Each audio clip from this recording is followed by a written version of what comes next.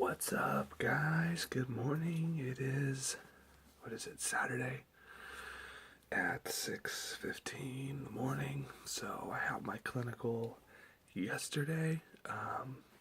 My wife are sleeping there. I'm about to leave to go work a 12-hour at the hospital. Then I'm going to work another one tomorrow.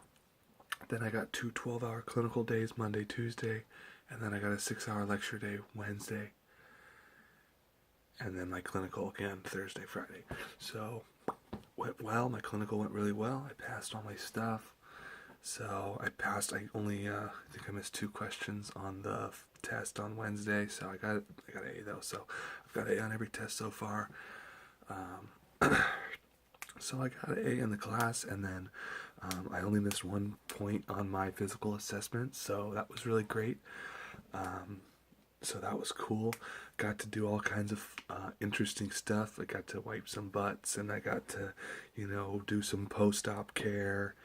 And then I got to do some AccuChecks and, administer oxygen. I didn't touch any of the pumps, but I got to, the nurse walked me through how to do all the pumps. So the way their pumps at the hospital are set up, it's really cool because all the meds that you would ever infuse are already programmed at the set rate per ml. So the doc will order like Zosyn, Piptazo, Zosyn, 3375 grams in 50 milliliters over 4 hours. So that'll be the order to be infused, and then you'll just go to the pump and just find Piptazo, and it'll show 3375 50 ml. You'll click it and it'll just go 12.5 mLs per hour, or whatever. So really cool because it helps with lowering med errors, and then she showed me how to set them and just all the fun, cool stuff. And what else? It was fun. I had a great time. Nothing crazy really happened. It was really pretty basic. So someone asked a question about how to I guess approach patients who are suicidal, or I guess actively suicidal, because there's different levels of suicidality. You have suicidal ideation, and then you actually have suicide attempts.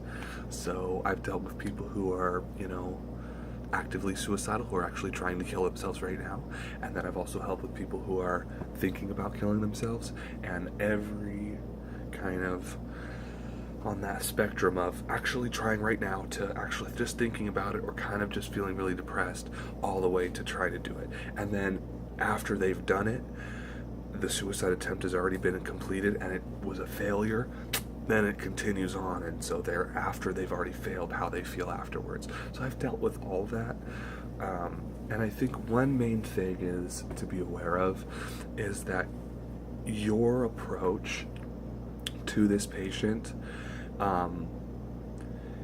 needs to kind of be thought of in the same way you treat everyone. So I kind of have a general shtick. I have a general approach about how I treat everybody. So it doesn't matter if you're mother baby, or you're a suicidal homeless man, or you're a little child. I guess, my approach, how I speak, and my tone and my affect and the cadence of my words usually will be about the same for all those patients. It may ramp up if the patient comes violent towards me. I might get a little ramped. But for the most part, no matter how I treat everyone, they're treated as valuable. They're treated as I'm interested in them.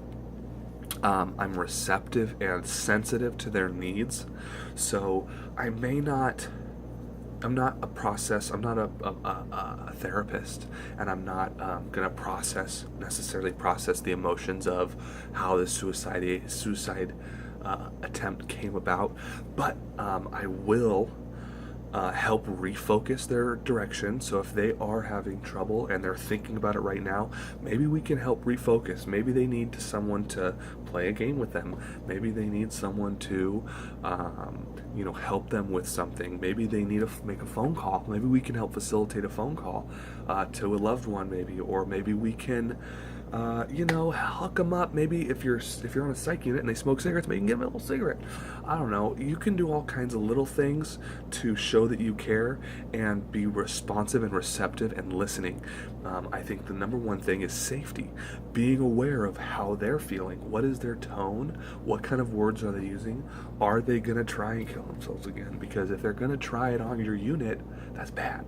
You don't want that to happen. So catching it, being proactive in your assessment, being proactive in how are you feeling today? How would you rate your depression on a scale of 1 to 10? Have you had any suicidal thoughts today? Asking these questions as a genuine care for them, because we don't want them to feel that way. They are valued. They are a child of God, and we're here to care for them, and we're God's angels. So we're trying to help, and we're here to care. And when you can relay that, a lot of times it can be very effective. And not being scared. Don't be scared. Don't be scared of, these things, because if you're scared, then, that can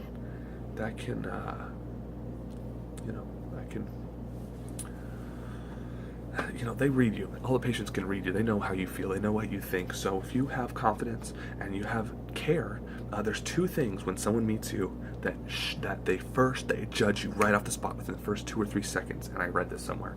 First two things they see: competency and trustworthiness. Is this person competent, and can I trust them? Do they know what they're doing, and can I trust them? These are the two huge things that every patient, when you first walk in the room, are they competent? Can I trust them? And so if you can relay competency and trustworthiness throughout your day by how you speak, the actions you take, being attentive to the need of the patient, these things will speak volumes to any patient, especially people who are hurting, like mentally, like suicidal patients. So, and some people, they don't want to be seen. They don't want you to be near them. And so you may need to be near them because they're on a 1-to-1, and bro, if I walk away, you're gonna kill yourself. So I gotta hang out. But and so if that's the case, you don't need to talk to them. You don't have to. You can be present and be there without having to say something. You don't have to say stuff. So I didn't realize that silence was a therapeutic communication skill until I got into nursing school, but it's very effective. Being silent, being present, being attentive. These are just big things that you do with every patient, but they go a really long way with patients who are hurting. And in the hospital, everybody's hurting. So whether it's physical or mental or emotional or whatever it is, they're hurting. So that's my take on it. And I'll usually kind of tweak my approach to the history of the patient, what I got in report, what my visual assessment is when I first see them. Are they disheveled? Are they confused? Are they talking to themselves in the corner? Do they have a really angry look on their face, like, that's not good. So all my approach will be based on my assessment to the individual, but the perspective stays the same with everybody I care for. So that's my thoughts. That's my thoughts on that. It is. This was a little bit of a long video too. It is 6:20, almost 6:25. So this has been going a little while. I gotta get to work. So here's my thoughts. I was too tired to make a video last night, so I'm making it right now before I go to work. So this is it. Tell me what you think. Give me a like. Give me a subscribe. Give me a comment. I'll comment right back. I'll talk to anybody who wants to talk to me. So if you have any questions or how things are going, how I'm getting straight A's, son, let me know. All right.